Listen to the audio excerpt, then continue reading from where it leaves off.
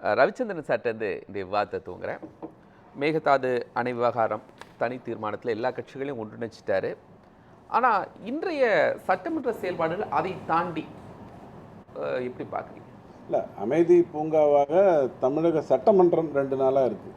அதில் எந்த மாற்று கருத்தும் இல்லை.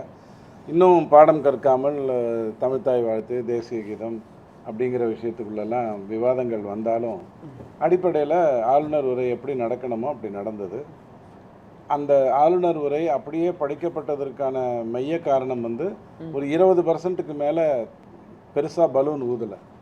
நாங்கள் தான் இனிமேல்ன்ட்டு அமெரிக்காவுக்கும் நாங்கள் தான், டெல்லிக்கும் நாங்கள் தான், தென்னகமே எங்களோடது தான், எங்களை பார்த்து தான் அண்டார்டிகாவில் காப்பி அடிக்கிறாங்க அப்படின்லாம் எதுவும் இல்லாதனால ஆளுநரால் ஈஸியாக படிக்க முடிஞ்சிருச்சு. கண்டிப்பாக ஒரு புரட்சி நடந்ததுங்கிறதுல எந்த மாற்று கருத்தும் இல்லை. 1-2 விஷயம் திருத்தி கொண்டு வந்திருக்கலாம். பகுத்தறிவு பகலவன் அப்படின்னு சொன்னதுக்கு பதிலாக ரேஷனலிஸ்ட் சன் அப்படின்னு போட்டிருந்தா அவர் ஒழுங்காக படிச்சிருப்பார். தமிழாக இருந்ததுனால அவர் படிக்கிறதுல கொஞ்சம் சிரமப்பட்டு, ஆனால் அதற்கு மன்னிப்பும் கேட்டுக்கொண்டார். ஆளுநர் உரை ஒரு குறையை சொல்லிச்சு. இந்த ஆட்சியில் எந்த மாதிரியான குறைகள்லாம் இருந்தது, இந்த நிலையிலிருந்து நம்ம மேலே வரப்போகிறோம் அப்படிங்கிறத சொல்லிச்சு. ஆனால் நான் எந்த ரூட்டில் போக போகிறேன், எந்த மாதிரியான திசை நோக்க பண்ண போகிறேங்கிறத சொல்லலை. இப்போ வரைக்கும் அவங்கக்கிட்ட இருக்கக்கூடிய திட்டமே இந்த கமிஷனை ஒழிச்சிட்டா அதில் வர்ற பணத்தில் நாட்டை நடத்திடலாம், கடன் வாங்காமல் கொண்டு போயிடலாம்ங்கிற எண்ணம் அவங்களுக்கு இருக்கிற மாதிரியும், கனிம வளத்துலேயும் மணல்லையும் சாராயத்துலேயும் அதாவது டாஸ்மாக்லேயும் ஒழுங்காக கணக்கு காட்டினாலே கிட்டத்தட்ட ஒரு 1,00,000 கோடி வரும். அதை நான் 2,500 கொடுக்க போகிறேன், 200 கொடுக்க போகிறேங்கிற அடிப்படையில் யோசிச்சுட்டு இருந்திருக்கலாம். இதுதான் அப்படின்னு சொன்னால் ஒரு சாதாரண பாமர மனிதனுக்கு அண்ணா இவர் ஒரு 10 வருஷம் இருப்பாருண்ணா, இவரை விரட்ட முடியாது, பெண்கள் வாக்கெல்லாம் இவர்கிட்ட போயிடுச்சு, இளைஞர்கள் வாக்கெல்லாம் போயிடுச்சு அப்படின்னு நினைக்கிறவங்களுக்கு ஐயோ அப்போ 10 வருஷம் என்ன ஆக போகுது, முன்னேற்ற பாதையை நோக்கி நாம் எப்படி போக போகிறோம் அப்படிங்கிற அந்த கேள்வி வரும். அடிப்படையில் நாம் ரொம்ப நாளாக சொல்லிக்கிட்டு இருக்கோம், கனிம வளத்திலையும் மணல்லையும் சாராயத்திலையும் மட்டுமே கிட்டத்தட்ட 95,000 கோடி கணக்கில் வராமல் இருக்குது. அதை நம்ம நீங்கள் தான் சொல்கிறீங்க 1.5 ட்ரில்லியன் எக்கானமி நான் 2039க்குள்ளே பண்ணிவிடுவோன்னு சொன்னீங்க. ஸ்டாலின் ஐயா ஏறத்தாழ பண்ணிட்டோம், இன்னும் என்ன ஆச்சுன்னு தெரியலங்கிற மாதிரி தான் கடந்த 3 வருஷமாக பேசிக்கிட்டு இருந்தார். நாம் 34 லட்சம் கோடி வருமானத்துக்குள்ளே இருக்கோம். அப்போ எப்படி 1.5 ட்ரில்லியனுக்கு நாம் எப்போ போவோம், அல்லது 1 ட்ரில்லியனுக்கு நம்ம எப்போ போகும்? மகாராஷ்டிராவே போகிறதுக்கு இன்னொரு 4 வருடம் ஆகலாம், 3 வருடம் ஆகலாம்ங்கிற ஒரு சூழ்நிலை இருக்கும்போது இந்தியாவே 5 ட்ரில்லியனை அடுத்த 2 வருஷத்தில் பண்ணலாம், 3 வருஷத்தில் பண்ணலான்னு இருக்கும்போது நான் 1 ட்ரில்லியனை பண்ணலான்னு எதை வைத்து சொன்னோம்? ஏதோ ஒரு பாதையை போட்டதை வச்சு தானே சொல்லி. நீங்கள் இலக்கை டிசைன் பண்ணணும்னு சொன்னீங்க, அதை சொல்கிறாங்க, அதுக்கான வடிவம் பிளானிங் கமிஷன்ஸ் பண்ணுவாங்க. வருடத்தையும் சொன்னாங்க இல்லையா, வருடத்தையும் சொன்னாங்க. அதுக்கப்புறம் பெருசாக இந்த மத்திய அரசு வருடம்ங்கிறது எல்லாரும் சொல்கிறது தான். பாஜக அரசும் 2047 சொல்றாங்க. எல்லாமே ஒரு ஹோப்பை வைக்கிறது. இல்லை 2047க்கு சொல்லப்படுறது நான் தான் சொன்னேன்ல, இந்தியாவே 5 ட்ரில்லியனை பற்றி பேசும்பொழுது 2 மாநிலங்கள் ஒரு ட்ரில்லியன் பேசுறதுங்கிறது சாத்தியம் இல்லை. அதுக்கான வழிமுறைகள் இல்லாமல் பண்ண முடியாது. மேலே ஏறலாம், படியிலையா லிஃப்ட்லையாங்கிறது தான் கேள்வி.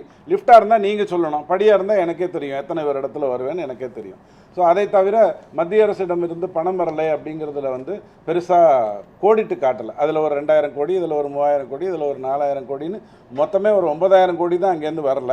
மற்றபடி 41% எப்படி குஜராத்துக்கு வருதோ, எப்படி மகாராஷ்டிராவுக்கு வருதோ அப்படி எனக்கும் வந்திருக்கு. ஏன்னா அதை டிசைட் பண்ணுறது மோடி இல்லை, ஃபினான்ஸ் கமிஷன் தான் அப்படிங்கிற ஒரு விஷயத்துக்குள்ள பூடகமாக சொன்னாலும் பெருசாக அதை ஊதி பெருசாக்கி அந்த வேலையெல்லாம் பண்ணலை. இன்னைக்கு நடந்ததில் எனக்கு தெரிஞ்சு மேகதாட்டுவை பொறுத்த வரைக்கும் நீங்கள் என்ன பண்ண முடியும்னு நினைக்கிறீங்க? உதாரணத்துக்கு மேகதாட்டில் நீங்கள் அணை கட்டக்கூடாது, இவ்வளோதானே நீங்கள் சொல்ல முடியும். யார் அனுமதி கொடுக்க போகிறா? மத்திய அரசு கொடுத்தா தானே நடக்கும்.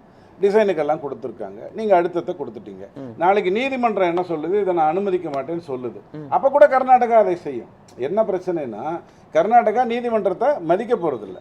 அதுக்கு பதிலாக இல்லைங்க, நாங்கள் இப்போ காங்கிரஸோட தொடர்பு வைத்திருக்கோம், கூப்பிட்டு சொல்லலாம், ஐயா புரிஞ்சுக்கோங்க, மேகதாட்டு தவறான ஒரு விஷயம், பெங்களூருக்கு தண்ணி வேணும்னா அதுக்கு என்ன வேணும்னு நீங்கள் பாருங்கள், இதை அடைச்சிங்கன்னா தப்பாயிடும். ஒரு 500 டிஎம்சி தண்ணி அதுவாகவே போய் கடலில் கலக்குது, அதில் ஒன்றும் தவறு இல்லை, அது விரயம் இல்லை, இருந்தாலும் அது கலக்குது. ஆனால் எனக்கு வர்றதில் இதுதான் இருக்குது, இது நீங்கள் பண்ணக்கூடாது, 2 பேர் உட்காந்து பேசித்தான் பண்ணணும்னு இந்த ரூட்டில் போகலாம். போன முறையே அவங்க போயிருந்திருக்க முடியும், கூட்டணி இந்தி கூட்டணியில் தான் இருந்தாங்க, போகலை. ஸோ எதுவுமே பண்ணாமல் நான் ஒரு தீர்மானத்தை நிறைவேற்றுவேன், வாங்க எல்லாரும் கிளம்பி உதயநிதி ஐடியா வேறு, எல்லோரும் கிளம்பி டெல்லிக்கு போய் நேராக பேசுவோம். என்னத்தை பேச முடியும்? கட்டுறதுக்கான அனுமதி மத்திய அரசு கொடுக்கணும், கொடுக்க போகிறதில்ல. நாளைக்கு நீதிமன்றம் சொன்னாலும் அவன் கேட்க போகிறதில்ல. இந்த 2 கயத்துக்குள்ளே நீங்கள் விளையாடுறீங்க. இந்த தீர்மானத்தை இன்னைக்கு நிறைவேற்றி என்ன பண்ண போகிறீங்க? அதுதான் எனக்கு புதுசாக வர்ற அரசு என்ன இல்ல இப்ப இந்த தீர்மானம் இப்ப தேவையில்லாம கொண்டு வந்திருக்காங்களா? இந்த தீர்மானம் தேவையில்லையாங்கிறது முக்கியம் இல்லைங்க. இந்த தீர்மானத்தினால தேவைதானே, தமிழ்நாட்டுக்கு தேவையான ஒரு அத்தியாவசிய தீர்மானம் தானே. துரைமுருகன் ஐயா அழகா சொன்னார், இந்த விஷயத்தை நான் ரொம்ப வருஷமா போராடி தோத்துக்கிட்டு இருக்கிறேன், நீங்க என்னத்தை பெருசா பண்ண போறீங்க, தீர்மானம் போட்டு ஒரு பிரயோஜனமும் கிடையாது, இதுக்கு எத்தனையோ வழிகள் இருக்கு, அதெல்லாம் பண்ணணும். இது வந்து ஹார்ட் ஆஃப் தி டாபிக்கா, இன்னைக்கு பேச வேண்டிய டாபிக்கா கிடையாது. இன்னைக்கு பேச வேண்டிய டாபிக்னா நேற்றுக்கு நீங்கள் எழுப்பினது அது என்ன, தமிழ்நாட்டில் வந்து பணம் இல்லை, திவால் ஆயிடுச்சுன்னு நீங்கள் சொல்ல, இல்லைல்ல அந்த வார்த்தையெல்லாம் பயன்படுத்தாதீங்க, பணம் இல்லைன்னு வேணால் சொல்லுங்க அப்படின்னு ஸ்டாலின் ஐயா. இல்லை ஏன்னா மேகதாதுல அணை கட்டணும் அப்படிங்கிறது DK சிவகுமார் அவர்களுடைய பிரச்சாரம். அவர் சிஎம் ஆயிட்டாரு, அதுக்கு ஏற்கனவே 1000 கோடி ரூபா ஒதுக்கி இருக்காங்க. ஸோ அதை அவங்க ஸ்பீடப் பண்ணணும்ல, இந்த கவர்மெண்ட் என்ன பண்ணுச்சுங்கிற ஒரு கொஸ்டின் இருக்கும்ல. பாருங்க, தீர்மானம் நீங்கள் நான்கு வாஸ்தே ரைஸ் பண்ணேன்னு சொன்னீங்களா, அதுக்காக ஒரு நாளை விரயம் பண்ணேன்னு சொன்னீங்களா, ரொம்ப சந்தோஷம். அந்த ப்ரையாரிட்டியில் எடுத்துகிட்டு வர்றதை பற்றி தான் நான் பேசுகிறேன். தலைகீழ நின்றாலும் மேகதாட்டுல தமிழ்நாட்டினுடைய ஒப்புதல் இல்லாமல் மத்திய அரசோ அல்லது நீதிமன்றமோ அனுமதிக்க போகிறதில்ல. ஆனால் அவங்க என்ன பண்ணணுமோ அதை பண்ணிக்கிட்டு தான் இருக்க போகிறாங்க. அதில் எந்த மாற்று கருத்தும் இல்லை. மாற்று தீர்வு யார் உட்காந்து பேசணும், உங்களுக்கு என்ன பிரச்சனை, எதுக்காக அதை கட்டணும்னு நினைக்கிறீங்க? சார் தலைகீழ நின்னாலும் கட்ட முடியாது. அப்போ இந்த தனி தீர்மானம் தேவையில்லாமல் அசம்பிளியில் கொண்டு வந்திருக்காங்க. இன்னைக்கான அவசியம் இல்லைங்கிற அடிப்படையில் நான் உங்களுக்கு சொல்கிறேன், ப்ரையாரிட்டிலேயே இல்லை. நாளைக்கு நீங்கள் பண்ணாலும் பெரிய வித்தியாசம் எதுவும் வந்துட போகிறது. அவர் சிஎம் ஆயிருக்கார் இல்லையா, அதனால பாருங்க ஏகப்பட்ட தீர்மானங்கள் இதுக்கு. இப்போ பரந்தூர் விமான நிலையம் நான் வந்து கொண்டாட மாட்டேன். தென்னிந்தியாவிற்கு தேவையானது மேகதாது அணைன்னு DK சிவகுமார் பேசியிருக்கிறாரு. அவர் பேசும்போது அசம்பிளியில் அதுக்கு ஒரு ரியாக்ஷன் கொடுக்க வேண்டாமா? கர்நாடகாவில் அவர் பத்திரிகைக்கு நடுவில் பேசப்படுறது எல்லாத்தையும் நீங்கள் இங்கே உட்காந்து பேசணுங்கிறது இல்லை. அவர் சட்டமன்றத்தில் பேசியிருந்தாருன்னு வச்சுக்கோங்க, சட்டமன்றத்தில் அவங்க ஒரு தீர்மானம் நிறைவேற்றிருந்தா நீங்கள் மறு தீர்மானம் இங்கே நிறைவேற்றணுங்கிறது உங்களுடைய கட்டாய கடமையாயிடும். போகிற போக்கில் அவங்க மீடியாவை பார்த்து ஏதாவது பேசிட்டு போனார்னா அதுக்கெல்லாம் நீங்கள் பதில் சொல்லணுங்கிற அவசியம் இல்லை. இருந்தாலும் அதை அழகாக பண்ணிட்டாங்க, ஸ்டேஜ் மேனேஜ் வெரி ப்ராப்பர்லி. எல்லாருமே நாங்கள் உங்கள் கூட இருக்கோம், வாங்க போகலாம் அப்படிங்கிற மாதிரியான ஒரு நல்ல விதமாக நடந்துருச்சு. ப்ரையாரிட்டிக்கு அவசியம் இல்லை, இருந்தாலும் நடந்துருச்சு. இப்போ அடுத்த கேள்வி என்ன, இந்த நாடு எந்த திசையை நோக்கி நான் கொண்டு போக போகிறேன்? மத்திய அரசிலிருந்து 41% தான் எனக்கும் வருது, மற்ற முக்கியமான 4 மாநிலங்களுக்கும் வருது. இதை 50% சும்மா மாற்றிட முடியாது. 50% மாற்றணும்னா ஒரு 6-7 ஸ்கேல் இருக்குது. அந்த ஸ்கேல்லாம் நான் இந்த நிலைப்பாடுகளை கொண்டு வர போகிறேன். இன்கம் டிவைடில் வந்து என்ன வித்தியாசங்களை பண்ணணுமோ அதை ஒழுங்காக பண்ண போகிறேன். காடுகளை மேம்படுத்துவதை பற்றி என்ன பண்ணணுமோ அந்த ஃபோக்கஸில் நான் போக போகிறேன் அப்படிங்கிற மாதிரியான ஒரு ஆட்டிடியூட் எடுத்துகிட்டு வந்தால் கூட நமக்கு பணம் வரும், எந்த பிரச்சனையும் இல்லைங்கிற அடிப்படையில் சொல்லலாம். ஏன்னா மோடி விரும்பினாலும் விரும்பாவிட்டாலும், கொடுக்குறேன்னு சொன்னாலும் கொடுக்காவிட்டாலும், ஃபினான்ஸ் கமிஷன் டிசைட் பண்ண அந்த 41% தான் உங்களுக்கும் மகாராஷ்டிராவுக்கும் மற்றதுக்கும் வரப்போகுது. அதில் ஒன்றும் மாற்று கருத்து இல்லை. ஆக அதை எப்படி முன்னுக்கு கொண்டு போகிறேன்? பாசிட்டிவ் திங்கிங் தானே வேணும். நாம தான் பழசை பேசி பேசி டெல்லிக்கும் தமிழ்நாட்டுக்குங்கிற கதையெல்லாம் கேட்டு கேட்டு புளிச்சு போய் ரொம்ப கஷ்டப்பட்டு தானே இந்த ஓட்டை போட்டிருக்கோம். வந்துட்டாங்க, இப்போ புதுசாக என்ன பண்ண போகிறோம் அப்படிங்கிற அந்த அடிப்படைக்குள்ளே தான் வரணும். அதுக்கு விஜய் உங்களுக்கு ஏற்கனவே பதில் சொல்லிட்டார். புதுசாக நான் என்ன பண்ணணும், அமெரிக்காவுக்கு மாற்றணுமா? 57 அம்சங்கள் மொத்தமாக ஒரு 69 விஷயங்கள் அவர் சொல்லியிருக்காருல்ல. ஆமாம்மா, அந்த அதை விளக்குறது தானே நம்மளுடைய நோக்கமாக இருக்கணும். அதுதானே விவாத பொருளாக மாறணும். நான் இதெல்லாம் பண்ண போகிறேன், இதை பற்றி உங்களுடைய கருத்துக்கள் என்னன்னு கேட்கறதுக்கு தானே சட்டசபை. சட்டசபையில் நான் ஏற்கனவே முடிவு பண்ணிட்டேன், அதைத்தான் நான் செய்ய போகிறேன். பரந்தூரில் வந்து எங்கள் ஆளுங்களுக்கு நிலம் இல்லை, அதனால் நான் அதை விட்டுற போகிறேன். எங்கள் ஆளுங்க இந்த இடத்துல தான் நிலம் வாங்கி வச்சுருக்காங்க, அங்கே தான் விமான நிலையம் வரப்போகுது அப்படின்னு சொல்கிறதுக்கு இல்லை சட்டசபை. சட்டசபை அப்படிங்கிறது விவாதத்துக்கானது தானே. அதுக்காக தானே எல்லோரும் உட்காந்துருக்கோம். இங்கேயாவது நீங்கள் கலட்டை பண்ணால் வெளியில் அனுப்பிடலாம், நல்ல கரெக்டான ஆளுங்களை வச்சுட்டு பண்ணலாம். அங்கே வெளியிலேயே அனுப்ப முடியாது, பாராளுமன்றத்தில் இருந்தாலும் விவாதம் நடத்துகிறோம், நீங்கள் பார்த்துருப்பீங்க. அப்போது இங்கே வந்து அதனுடைய ஃபோக்கஸில் கொண்டு போகணும். தமிழ்நாட்டுக்கு எதிரான தீர்மானங்களை நாங்கள் நிறைவேற்ற விட மாட்டோம்னா என்னன்னு சொல்லு, எதுக்காக எந்த விஷயத்தில் நிறைவேற்ற முடியாதுன்னு சொல்லு. தமிழ்தாய் வாழ்த்தை பற்றி நான் ஏற்கனவே பேசிட்டு வந்துட்டேன். என்ன பேசியிருக்கீங்க? தமிழ்தாய் வாழ்த்தை நீங்கள் எப்போ வேணாலும் பாடலாமே, யாரும் உங்களை தடுக்க முடியாது. தேசிய கீதம் பாட மரபுகள் மீறப்பட்டிருக்குன்னு எதிர்கட்சி தலைவர் சொல்றாரு. மரபுங்கிறது தேசிய கீதம் பாடுறது, துவக்கத்துல பாடுறது நம்ம மரபு கிடையாது, இந்த மரபை மீறி இருக்கிறாங்க.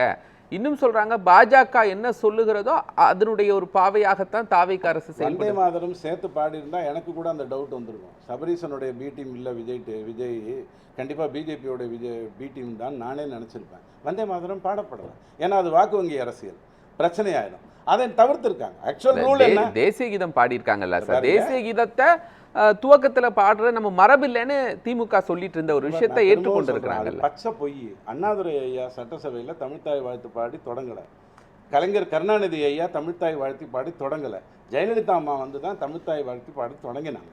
அதற்கப்புறம் தான் அது மரபாச்சு. அதுக்கு முன்னாடி அது மரபு இல்லை, நல்லா புரிஞ்சுக்கோங்க. இப்போ வந்திருக்கிறது 2023க்கு அப்புறம் வந்திருக்கிற சட்டம் என்ன? கவர்னர் ஒரு இடத்துக்கு போகிறாரா, அங்கே தேசிய கீதத்தை தொடங்கிட்டு தேசிய கீதத்தை முடிக்கணும். இது தெளிவாக சொல்லியிருக்காங்க. நீங்கள் கூட பார்த்துருப்பீங்க, சினிமாவில் கொண்டு வரணும்னும் போதே படத்துக்கு முன்னாடி ஒரு முறை போடணும், படத்துக்கு பின்னாடி ஒரு போடணுங்கிறது தான். அதாவது தொடங்கிருச்சுன்னு சொல்கிறதுக்கு தான் தேசிய கீதம், முடிஞ்சிருச்சுன்னு சொல்கிறதுக்கு தான் தேசிய கீதம். அது ஒரு குறியீடு. அதைத்தான் அவங்க வலியுறுத்திருக்காங்க. அதில் இப்போ சமீபமாக வந்தது என்ன அப்படின்னு சொன்னால், ஸ்டாலின் ஐயாவே லோக் பவனில் போய் நிற்கும்போது வந்தே மாதரம் பாடிட்டு தான் பாடினாங்க. அப்போ சமீபமாக வந்திருக்கிறது என்னென்னா, தேசிய கீதத்துக்கு முன்னாடி வந்தே மாதரம் பாடணும் அப்படிங்கிறது தான்.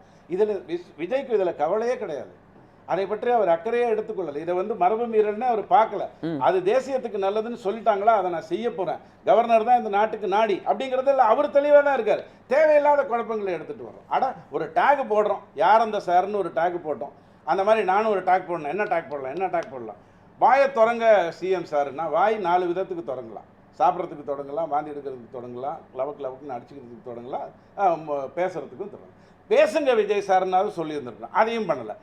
வாயை திறங்க அப்படின்னுட்டார். அவர் பொதுவாக தேவையில்லாத விஷயங்களுக்கு பேச போகிறதில்ல. ஸோ எல்லாமே இன்னும் அந்த திருந்தாத ஒரு நிலையில், அதாவது நிலை மாறிடுச்சு. இப்போ பைப்போலார். இப்போ நீங்கள் ஆளுங்கட்சி செயல்பாடோட எதிர்கட்சி செயல்பாடு சரியில்லைன்னு விமர்சிக்கிறீங்களா? எதிர்கட்சி இன்னும் மாறலைன்னு நான் சொல்கிறேன். ஆளுங்கட்சி அதுக்கு பற்றி கவலைப்படாமல், எதிர்கட்சியோட இந்த விமர்சனங்களை பற்றி கவலைப்படாமல், இருகோடு தத்துவங்கள் படி தன் கூட தான் போட்டுட்டு மேலே உயர்ந்துக்கிட்டே போகணும் அப்படிங்கிறத தான் நான் எடுத்து சொல்லுவேன். ஆனால் என்கிட்ட அடுத்த 5 ஆண்டுகளுக்கு இந்த மாதிரியான பிளான் இருக்குது, இதை இப்படி பண்ணணும்னு நினைக்கிறேன். அல்லது போன வாட்டி பொருளாதாரத்துக்கு ஒரு 5 பேர்கிட்ட கொடுத்து அவங்க கடைசி வரைக்கும் கடன் வாங்கி கொடுத்ததை தவிர வேறு எதையும் பண்ணாமல் ஓடி போயிட்டாங்க இல்லையா?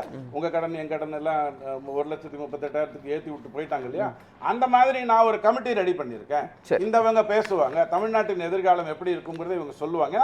10 வருடம் இவர் இருப்பதற்கான சாத்தியம் இருக்குங்கிறது தெளிவான ஒரு விஷயம். அப்படி இருக்கும்பொழுது நாம் புரிந்து கொள்ள வேண்டியது என்னன்னு சொன்னால், அடுத்த ஆண்டு என்ன திட்டங்கள், அதைத்தான் அவர் பேசியிருக்கணும். அதை பேசல, பட் அடுத்த கூட்டத்தொடரில் பேசுவாருன்னு நான் எதிர்பார்க்குறேன். ஆனால் ஒன்று சொல்லிடுறேன், ஆளுநர் உரையில் பற்றி பேசியிருக்கணும். இன்னைக்கு நேரலை ஏன் கட்டாச்சுன்னு தெரியல.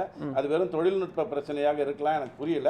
ஸோ அந்த விதத்தில் கொஞ்சம் கவனம் எடுத்து கொண்டு வந்திருக்கலாம். ஏன்னா நேர்மையாகவே நேரலை கொடுப்பேன்னு சொன்னது இவர் தான். அப்படி இருக்கும் பொழுது தீர்மானம் நிறைவேற்ற நீங்களும் தொழில்நுட்ப பிரச்சனைன்னு தான் சொல்றீங்க. அது விவாதம் பாதியில லைவ் கட்டானது தொழில்நுட்ப பிரச்சனை தான். விவரத்தை கேட்டு வந்துடுறேன். ஒரே ஒரு வரி தான். போன முறை கவர்னர் RN ரவி பட்ஜெட்டை ஆளுநர் வரையை தமிழ்லேயே படிச்சிருப்பாரு, மைக் ஆஃப் ஆச்சு. ஸோ அந்த மாதிரியான வேலையை அவங்க தான் பண்ணுவாங்க, இவங்க பண்ண மாட்டாங்கன்னு நான் சொல்லுவேன்.